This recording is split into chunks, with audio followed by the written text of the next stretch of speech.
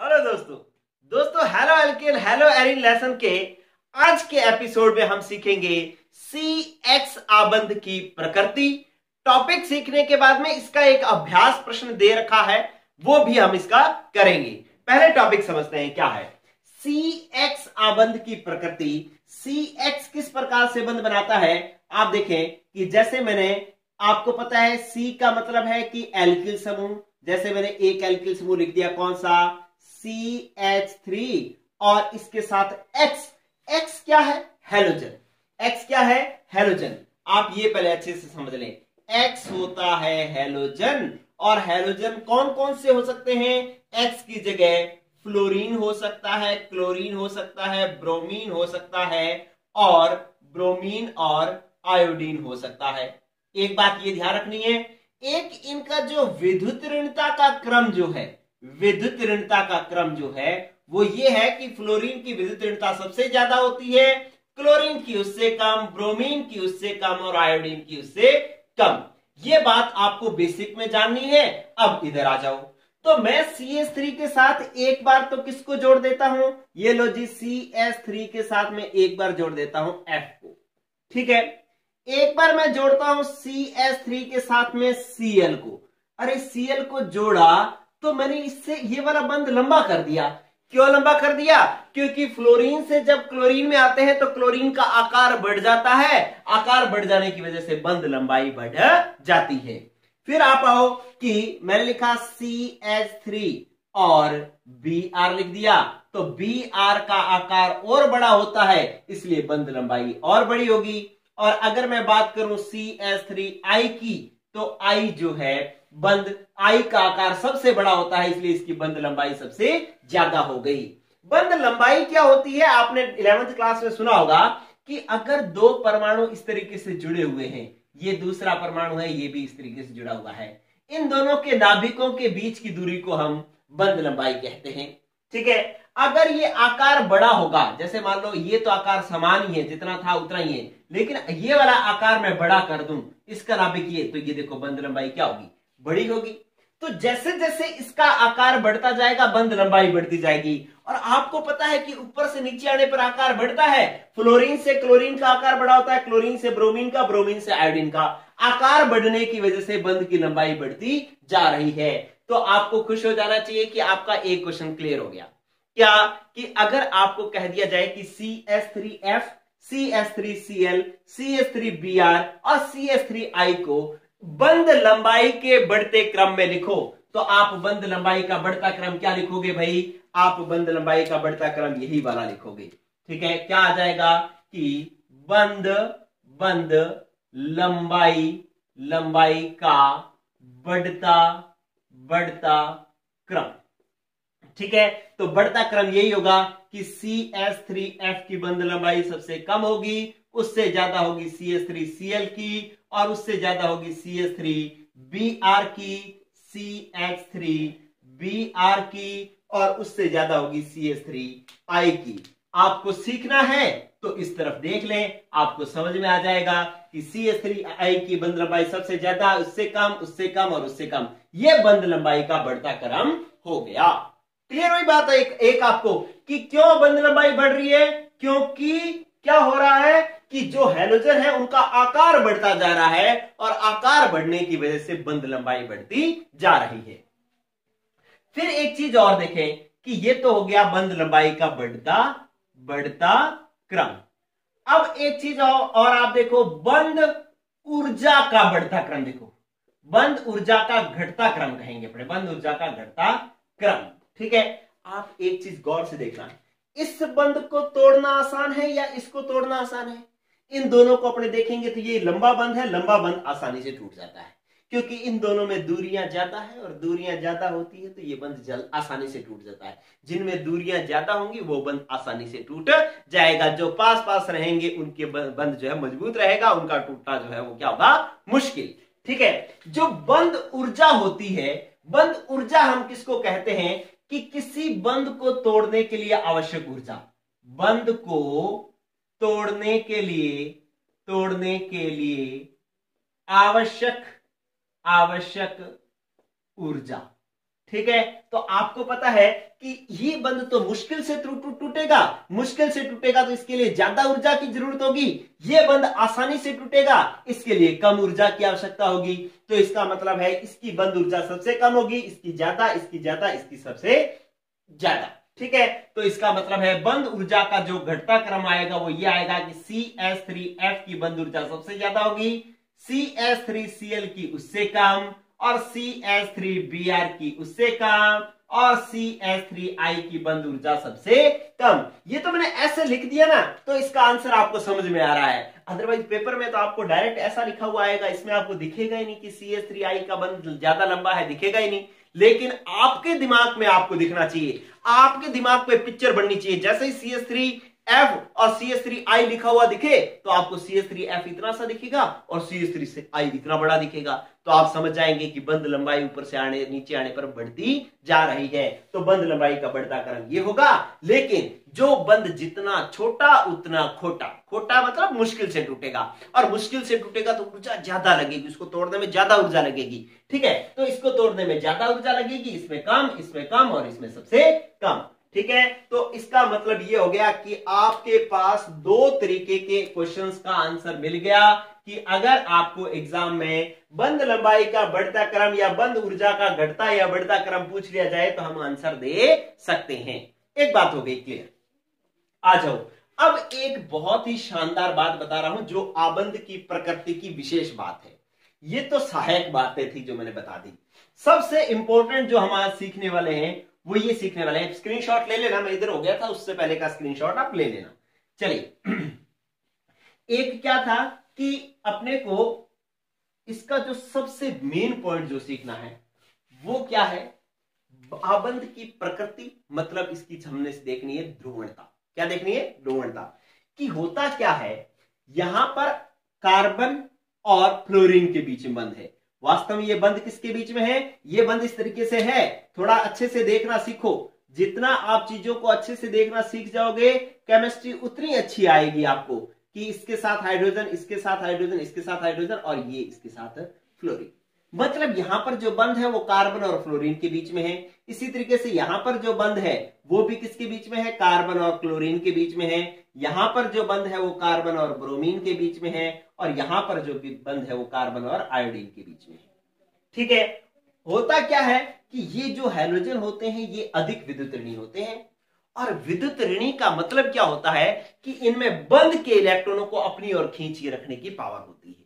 बंध के इलेक्ट्रॉनों को अपनी ओर खींच के रखने की पावर होती है। तो क्या होगा कि फ्लोरीन इसमें ये बंध के इलेक्ट्रॉनों को अपनी ओर खींच के रखेगा, तो इसलिए इस पर आंशिक माइनस आ जाएगा, इसलिए इस पर आ जाएगा आंशिक प्लस। अरे विद्युत, इसकी विद्युत ऋणता क्या है? विद्युत ऋणता क्या है? ज्यादा। विद्युत ऋणता है ज्यादा या विद्युत ऋणता है अधिक, इसलिए ये बंध के इलेक्ट्रॉनों को इधर खींचेगा, इस पर आंशिक माइनस आएगा, इस पर आंशिक प्लस आएगा। ये बंध को इधर की तरफ खींचेगा, ऐसा नहीं कि उठा करके ले जाएगा। थोड़ा सा बंध इधर की तरफ खिसकेगा, थोड़ा सा इधर खिसकेगा, तो इस पर थोड़ा सा माइनस आएगा, इस पर थोड़ा सा प्लस आएगा। और थोड़े से को हम कैसे लिखते हैं? आंशिक। ये डेल्टा का साइन ऐसे करके ऐसे निशान बनाते हैं ना, ये थोड़े से का निशान है, इसको कहते हैं आंशिक, इंग्लिश में कहते हैं पार्शियल। ये पार्शियल नेगेटिव है, ये पार्शियल पॉजिटिव है, तो इसलिए इस बंध के अंदर प्लस माइनस आ जाता है। इसी प्रकार से यहां पर इसकी विद्युत ऋणता भी ज्यादा है, तो इसलिए यहां पर भी आंशिक माइनस आएगा और यहां पर आंशिक प्लस आएगा। ये भी इधर खींचेगा, इस पर भी आंशिक माइनस आएगा और इस पर भी आंशिक प्लस आएगा। ये भी इधर खींचेगा, इस पर भी आंशिक माइनस आएगा और इस पर भी आंशिक प्लस आएगा। क्लियर? तो इसका मतलब है आप एक लाइन तो सीख गए। क्या? एक लाइन तो आप ये कहोगे, स्टार डाल करके समझ लें कि हैलोजनों की विद्युत ऋणता अधिक होने के कारण, एक्स की विद्युत ऋणता अधिक होने के कारण, अधिक होने के कारण क्या हो जाता है कि CX बंध में ध्रुवणता आ जाती है। ठीक है, क्या आ जाती है? ध्रुवता आ जाती है। क्या आ जाती है? ध्रुवता आ जाती है। ध्रुवता का मतलब प्लस माइनस आ जाती है। ठीक है, जो ये प्लस माइनस आ जाता है ये किसकी वजह से आता है? विद्युत ऋणता में अंतर होने के कारण। कि कार्बन की विद्युत ऋणता कम है, हाइड्रोजनों की विद्युत ऋणता ज्यादा, इसलिए इन पर थोड़ा सा प्लस माइनस आ जाता है, इसलिए बंध में क्या आ जाती है? ध्रुवता, पोलैरिटी आ जाती है, प्लस माइनस आ जाता है। एक लाइन हम समझ गए, स्टार डाल लें या चाहे इस लाइन को आप लिख लें। अब एक टॉपिक होता है जिसका नाम होता है द्विध्रुव आघूर्ण। क्या होता है? द्विध्रुव आघूर्ण। इधर देखें, मैं इसको साफ कर रहा हूं, नहीं करूंगा इसको साफ, ये चाहिए मुझे, यही साफ करूंगा भाई। इधर देखो, ये मैंने आप लिख लेंगे कि भाई CX बंध में हैलोजनों की विद्युत ऋणता अधिक होने के कारण क्या आ जाता है? बंध में ध्रुवता आ जाती है।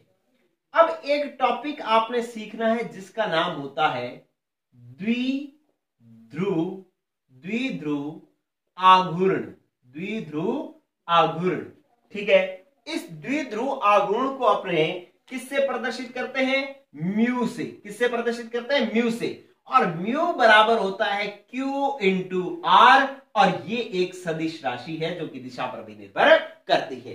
क्या मतलब हुआ? कि म्यू इक्वल होता है Q इंटू R। Q क्या है? कि जो ये आवेश आए हैं इसका परिमाण Q और इन दोनों के बीच की दूरी R के गुणनफल को द्विध्रुव आघूर्ण कहते हैं।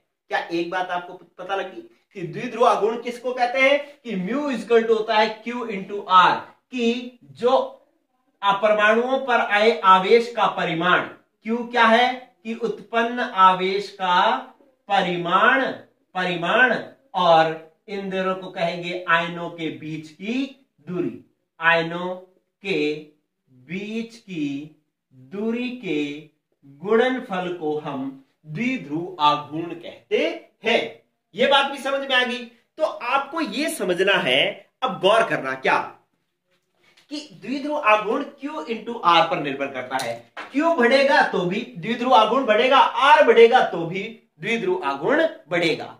ये Q किस पर निर्भर करेगा? गौर करना बात। Q किस पर निर्भर कर रहा है? Q निर्भर कर रहा है विद्युत ऋणता पर। किस पर निर्भर कर रहा है? विद्युत ऋणता पर निर्भर करता है, ठीक है। आप देखें कि इसकी विद्युत ऋणता जितनी ज्यादा होगी ये आवेश उतना ज्यादा आएगा ना, क्योंकि इसकी विद्युत ऋणता ज्यादा होगी तो ये इलेक्ट्रॉन ज्यादा खींचेगा तो उस पर माइनस क्या आएगा? ज्यादा। तो ज्यादा आएगा तो मतलब आवेश का परिमाण ज्यादा होगा, तो Q बढ़ेगा, इसलिए म्यू बढ़ेगा। एक बात समझ में आ गई। R किस पर निर्भर करता है? बंध लंबाई पर, ठीक है। तो अब जैसे जैसे ये देखो बंध लंबाई बढ़ती जा रही है, वैसे वैसे जो है म्यू का मान जो है R का मान बढ़ने से म्यू का मान बढ़ना चाहिए, ठीक है। तो इसका मतलब है कि R बंध लंबाई पर निर्भर करता है, Q विद्युत ऋणता पर निर्भर करता है, और म्यू जो पूरा है वो किस पर निर्भर करता है? इन दोनों के गुणनफल पर निर्भर करता है। क्लियर? अब इन सारी चीजों को अपने मिक्स करें, सारी चीजों को क्या करें? मिक्स करें, तो क्या होगा कि इसके द्विध्रुव आघूर्ण का बढ़ता क्रम क्या आएगा? ये वाला स्क्रीनशॉट लें, फटाफट स्क्रीनशॉट लें, फिर मैं लिखूंगा इसको।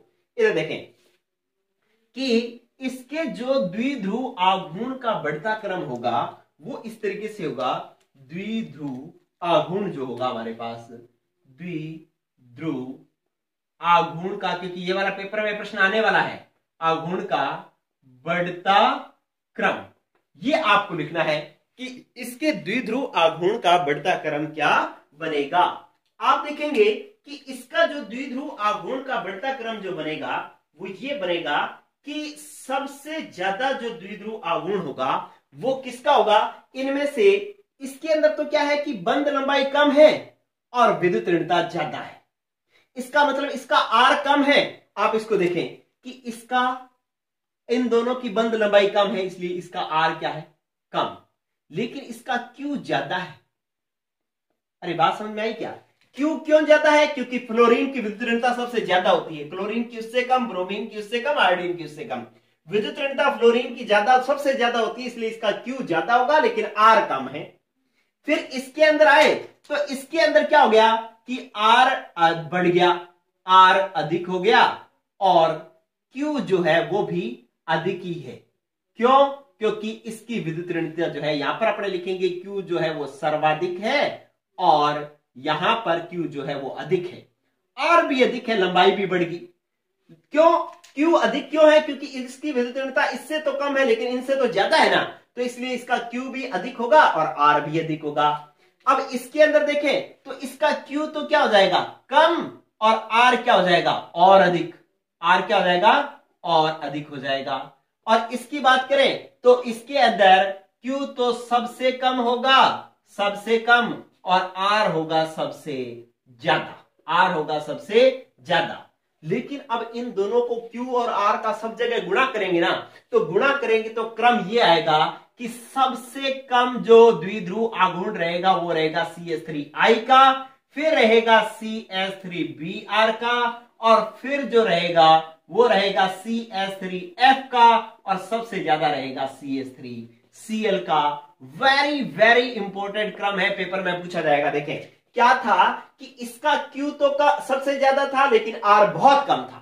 R इसका क्या था, बहुत बहुत कम था, ठीक है, बहुत ज्यादा कम था। तो इसकी वजह से इसका दोनों का गुणनफल जो है इससे क्या हो गया, कम। इसका Q भी अधिक था, R भी अधिक था, इसलिए इन दोनों का Q और R का गुणनफल इसका सबसे ज्यादा आया है, इसलिए इसका द्विध्रुव गुण सबसे ज्यादा है। इसका कम और कम, ठीक है। तो इसके द्विध्रुव आघूर्ण का बढ़ता क्रम जो है वो ये बनेगा। जब इन दोनों का गुणनफल करेंगे तो इन सारों का आंसर जो है ये क्रम बनेगा। आपको इस क्रम को याद रखना है। सबसे कम CH3I, फिर CH3Br, फिर CH3F, और सबसे ज्यादा द्विध्रुव आघूर्ण किसका होगा, CH3Cl का द्विध्रुव आघूर्ण सबसे ज्यादा होगा, क्योंकि इसका Q भी ज्यादा है और इसका R भी ज्यादा है। चलिए ये बात हो गई कंप्लीट, साफ कर दूं मैं इसको। चलिए वेरी वेरी इंपॉर्टेंट, इसको बहुत जरूरी सीखना था भाई। इसमें से पेपर में प्रश्न जरूर पूछा जाता है, स्क्रीनशॉट इसका ले लेना।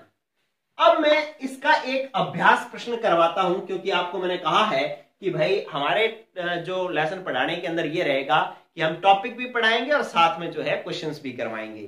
तो जो एनसीईआरटी की बुक है उसका एक्सरसाइज क्वेश्चन जो है, अभ्यास प्रश्न, ठीक है, एक्सरसाइज प्रश्न जो है, अभ्यास प्रश्न जो है वो 10.4 है। उसके अंदर कहा गया है कि निम्न में से किसके द्विध्रुव आघूर्ण का मान सर्वाधिक होगा। देखो एक जो मैंने पीछे आईयूपीएससी टॉपिक करवाया है ना, आईयूपीएससी नामकरण, उसके अंदर भी बहुत सारे 5 प्रश्न है उसके अंदर, लेकिन उनको करवाने की मैं कोई टेक्निक सोच रहा हूं, इसलिए मैंने अभी तक उनको नहीं करवाया है, लेकिन वो क्वेश्चन आपको करवाए जाएंगे। क्लियर? ये क्वेश्चन छोटा एक ही क्वेश्चन है, इसलिए मैंने इसको यहां करवा दिया है। देखें कैसे होगा ये। आपको ऑप्शन दे रखा है, एक तो दे रखा है CH2Cl2, एक दे रखा है CHCl3, और एक दे रखा है CCl4। ठीक है, अब आप क्या करो कि इसको बना लो, एक बार बनाओगे कैसे, ये C, इसके साथ आपने क्या बना लिया, ये देखेंगे आपने बना लिया Cl, इधर भी बना लिया Cl, और इधर बना लिया H, इधर बना लिया H। वास्तव में तो ये कैसी संरचना होती है, इसकी संरचना होती है चतुष्फल की, लेकिन आप ऐसे बना लोगे तो आपको आंसर समझ में आ जाएगा।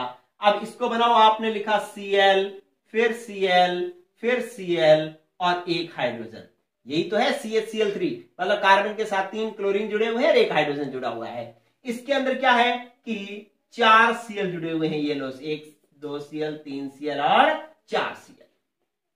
ठीक है, अब इनमें आपको चेक करना है कि किसके द्विध्रुव आघूर्ण का मान सबसे ज्यादा है। हम इससे शुरुआत करते हैं। क्या किया हमने कि आपको पहले द्विध्रुव आघूर्ण हर एक बंध का होता है, पहले इस बात को ध्यान से समझ लें। द्विध्रुव आघूर्ण जो होता है वो हर बंध का होता है, इस बंध का अलग निकलेगा, इसका अलग निकलेगा, इसका अलग निकलेगा, इसका अलग निकलेगा। और द्विध्रुव आघूर्ण इस प्रकार से होता है कि जिसकी विद्युत ऋणता ज्यादा होती है ना, तो द्विध्रुव आघूर्ण की दिशा उस ओर होती है। कार्बन और क्लोरीन में किसकी विद्युत ऋणता ज्यादा है, क्लोरीन की, तो इसके द्विध्रुव आघूर्ण की दिशा इस तरफ होगी। ठीक है, ऐसे करके अपने दिखाएंगे, इसके द्विध्रुव आघूर्ण की दिशा ये होगी, और इसके द्विध्रुव आघूर्ण की दिशा क्लोरीन की तरफ, इसके द्विध्रुव आघूर्ण की दिशा क्लोरीन की तरफ, और इसके भी द्विध्रुव आघूर्ण की दिशा क्लोरीन की तरफ। आपको एक मैं चीज सिखाता हूं, क्या कि ये आपने वैसे तो पढ़ा है कि म्यू इज इक्वल टू होता है Q इंटू R, लेकिन इस बात से प्रश्न हल नहीं होते। प्रश्न किस बात से हल होंगे, प्रश्न इस बात से हल होंगे कि आपको इसको बीच में मान लेना है और ये चारों इसको खींचने का काम कर रहे हैं। ठीक है, आप ऐसे मान लो कि जैसे मैं बीच में खड़ा हूं और ये मेरे चार दो समूह जुड़े हुए हैं। अगर एक जना मेरे को जितनी पावर से इधर खींच रहा है उतनी पावर से दूसरा इधर खींच रहा है, तो मैं ना इधर खिसकूंगा ना मैं इधर खिसकूंगा, मैं तो बीच में ही पड़ा रहूंगा। जब तक मैं नहीं हिलूंगा तब तक मेरा द्विध्रुव आघूर्ण 0 है। क्लियर हुई बात कि जब तक मैं नहीं हिलूंगा तब तक मेरा द्विध्रुव आघूर्ण 0 है। अगर मेरे को दो जने दोनों पूरी पावर से, एक जना इधर खींच रहा है एक जना इधर खींच रहा है, तो मैं नहीं हिलूंगा और मेरा द्विध्रुव आघूर्ण 0 होगा। या उधर से मुझे कोई इधर धक्का दे रहा है, उतनी ही पावर से मुझे कोई इधर धक्का दे रहा है, तब भी मैं बीच में रहूंगा, तब भी मैं नहीं हिलूंगा, तब भी मेरा द्विध्रुव आघूर्ण 0। अगर मेरे को कोई एक जना इधर खींच रहा है और एक जना इधर धक्का दे रहा है, तो मैं ऐसे चल पड़ूंगा ऐसे। ठीक है, तो इसका मतलब है मेरा द्विध्रुव आघूर्ण होगा। अगर मैं खिसक रहा हूं तो मेरा द्विध्रुव आघूर्ण है, अगर मैं एक जगह खड़ा हूं तो मेरा द्विध्रुव आघूर्ण नहीं है। अगर मैं ऐसे खड़ा हूं, एक जना ऐसे खींच रहा है एक जना ऐसे खींच रहा है, तो मैं ऐसे चल पड़ूंगा, आगे आऊंगा। ठीक है, तब भी मेरा द्विध्रुव आघूर्ण होगा। तो अब इनको आप देखो, ये बीच में मैं खड़ा हूं, अब ये इधर खींच रहा है, ये इधर खींच रहा है, ये इधर खींच रहा है, ये इधर खींच रहा है, तो इन दोनों का परिणामी द्विध्रुव आघूर्ण इस दिशा में आएगा और इन दोनों का परिणामी द्विध्रुव आघूर्ण इस दिशा में आएगा। तो जितनी पावर से इधर खींचा जा रहा है उतनी पावर से इधर खींचा जा रहा है, तो म्यू इक्वल टू क्या हो गया 0। इसका द्विध्रुव आघूर्ण कुछ भी नहीं होगा। एक बात समझ में आ गया। चलिए अब दूसरे में आए कि इसके अंदर क्या होगा, इसके द्विध्रुव आघूर्ण की दिशा बोले कैसी होगी। हर एक बंध का निकालना है। इस बंध का द्विध्रुव आघूर्ण ऐसे आएगा, इस बंध का द्विध्रुव आघूर्ण इधर आएगा क्लोरीन की तरफ। क्यों? क्योंकि क्लोरीन की विद्युत ऋणता ज्यादा है। इसमें भी ये क्लोरीन की तरफ, और कार्बन और हाइड्रोजन में से कार्बन की विद्युत ऋणता ज्यादा होती है, इसलिए ये किधर आएगा, कार्बन की तरफ आएगा। ठीक है, अब इसको आप गौर से देखो तो आपको समझ में आएगा कि ये इधर खींच रहा है, ये इधर खींच रहा है, तो इसका परिणामी हो गया इधर, और ये पीछे से धक्का दे रहा है। ये दो जने खींच रहे हैं, ये पीछे से धक्का दे रहा है। ये तो बात ऐसे होगी कि कोई दो जने मुझे ऐसे खींच रहे हैं, एक जना पीछे से धक्का दे रहा है, तो मैं ऐसे चलूंगा ना। ठीक है, लेकिन ये एक जना इसको इधर की तरफ खींच रहा है, इसका मतलब ये बराबर पावर नहीं आई। तीन जने इधर खींच रहे हैं, एक जना इधर खींच रहा है, तो इसका मतलब है ये इधर तो खिसकेगा ही खिसकेगा। ये रोकेगा तो सही, कम खिसकने देगा, लेकिन ऐसा नहीं कि ये इसको रोक लेगा। क्यों? क्योंकि इधर धक्का देने वाले दो जने तो ये हो गए खींचने वाले, एक धक्का देने वाला हो गया। ठीक है, तो इधर तीन जने हैं, इधर एक जना है, तो इसका म्यू 0 तो नहीं होगा, लेकिन कुछ ना कुछ होगा, कुछ ना कुछ होगा। Mu is not equal to 0, 0 नहीं होगा, इसका 0 होगा, क्योंकि बराबर बराबर खींच रहे थे 0 हो गया, लेकिन इसका कुछ ना कुछ है। ठीक है, अब आप आओ इधर, इधर इसमें से इस बंध की द्विध्रुव आघूर्ण की दिशा इधर, इस बंध के द्विध्रुव आघूर्ण की दिशा क्लोरीन की तरफ।